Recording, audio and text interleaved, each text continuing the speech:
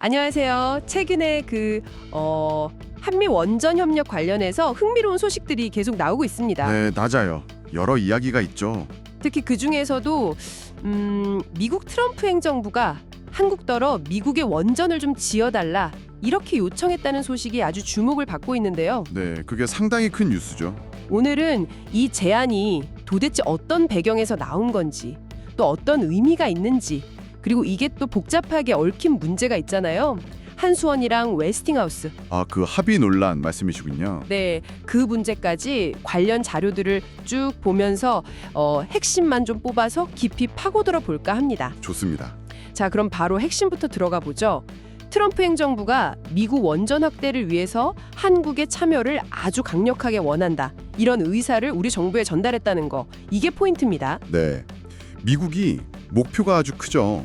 2050년까지 원전 설비 용량을 지금보다 거의 400기가와트까지 늘리겠다. 와, 4배요. 엄청나네요. 네, 야심찬 목표인데 근데 문제는 그 1979년에 쓰리마일섬 사고 있었잖아요. 아, 네. 그 유명한 사고죠. 그 이후로 사실상 신규 원전 건설이 거의 멈췄어요. 미국 내에서는. 그러다 보니까 자체적으로 원전을 지을 수 있는 그 시공 능력이 크게 부족해진 상황인 거죠. 아, 자기들이 짓고 싶어도 능력이 안 따라주는 거군요. 그렇죠. 약간 예전에 그 미국 조선업 살리려고 한국 도움받으려 했던 마스카 프로젝트 기억나시나요? 네네. 약간 비슷한 맥락으로 볼 수 있겠네요. 부족한 부분을 동맹국 통해서 채우려는 그런 시도? 바로 그겁니다.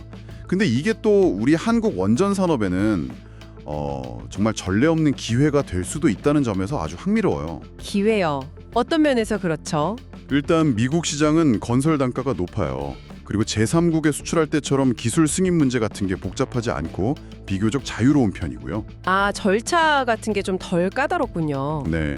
그러니까 진출만 성공하면 이건 그야말로 꿈의 해법이 될 수도 있는 거죠. 유럽 시장에서 막 치열하게 경쟁하는 것 대신에 완전히 새로운 돌파구가 열리는 셈이니까요. 그렇군요. 새로운 시장 개척의 기회다. 네. 이런 배경 속에서 또 하나 주목할 게 한수원이랑 웨스팅하우스가 미국 시장에 같이 진출하려고 합작 회사 JB라고 하죠. 네, JB 설립 논의. 그걸 지금 논의 중이라는 사실입니다. 황주호 한수원 사장도 유럽보다는 미국 시장을 공략해야 한다 이런 결론을 내렸다고 직접 언급하기도 했고요. 아, 방향을 미국 쪽으로 잡고 있군요. 그렇죠. 그런데 말이죠. 이렇게 좀 장밋빛 전망만 있는 건 아닌 것 같습니다.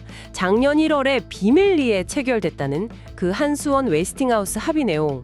이게 알려지면서 논란이 아주 거세지고 있어요. 네, 그 내용이 좀 문제가 많다는 지적이 있죠. 내용을 좀 보니까 이게 좀 심각해 보이기도 합니다.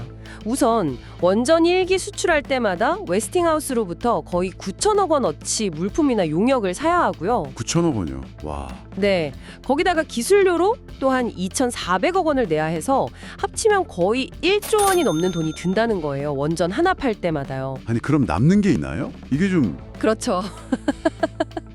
이게 첫 번째 문제고, 두 번째는 우리가 SMR 같은 차세대 기술 힘들게 개발해도 이걸 쓰려면 웨스팅하우스한테 기술 자립 검증 이걸 받아야 한다는 겁니다. 우리 기술인데도요? 그리고 마지막으로 계약 기간이 무려 50년입니다. 50년. 50년이요. 와. 이건 정말 좀 심하네요. 네, 물론 한수원 측은 사업성이 충분하다 이렇게 반박은 하고 있습니다만 글쎄요. 계약 과정이 좀 불투명했다는 지적과 함께 이건 불공정 계약이다, 기술 주권 침해다 이런 비판이 야당 쪽에서는 아주 강하게 나오고 있죠. 그렇죠.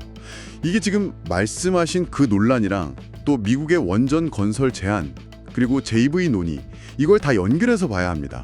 따로따로 볼 문제가 아니에요. 아, 다 엮여 있는 거군요. 네. 그래서 중요한 질문은 이겁니다. 과연 그 합작회사 JV를 통해서 미국 시장에 들어가는 게 기존에 그 문제가 됐던 합의 있잖아요. 거기에 담긴 시장 제한 조항. 그러니까 각자 단독으로 수주할 때 적용되는 그 제약을 묘수가 될 수 있을까 하는 거죠. 아, JV를 통하면 그 제한 조항을 피해갈 수 있다. 그럴 가능성도 있겠네요. 그럴 수도 있죠. 하지만 설령 그게 가능하다고 해도 그 합작 회사를 만드는 조건 자체가 또 다른 문제가 될 수 있어요. 조건이요? 예를 들면 어떤? 예를 들면 지분율 같은 거요. 우리가 거기서 주도권을 확실히 잡지 못하면 이거 잘못하다가는 제2의 굴욕 협상 아니냐 이런 비판이 또 나올 수 있습니다. 아, 지분 싸움에서 밀릴 수도 있다. 그렇죠. 실제로 양측이 이 세부 조건에서 아직 의견 차이를 못 좁히고 있다는 이야기도 들리고요. 아, 이거 참 복잡하네요. 기회인 건 분명한데 걸림돌도 많고. 맞습니다. 그래서 이런 복잡한 상황 속에서 오는 25일로 예정된 한미 정상회담이 아주 중요한 분수령이 될 것 같습니다. 정상회담이요? 거기서 이 문제가 논의될까요? 그럴 가능성이 매우 크죠. 원전 협력이 아마 주요 의제 중 하나로 다뤄질 겁니다.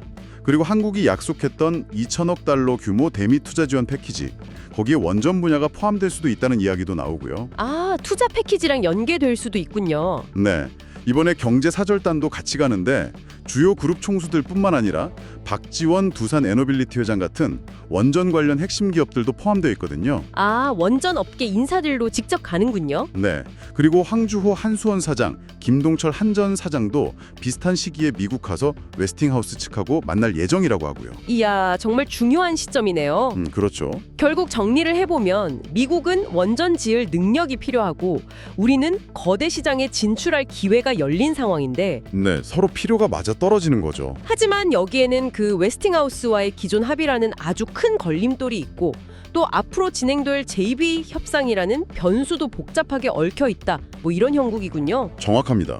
다가올 한미 정상회담 결과에 따라서 이 구도가 어떻게 바뀔지 정말 주목해서 봐야겠습니다. 그렇습니다.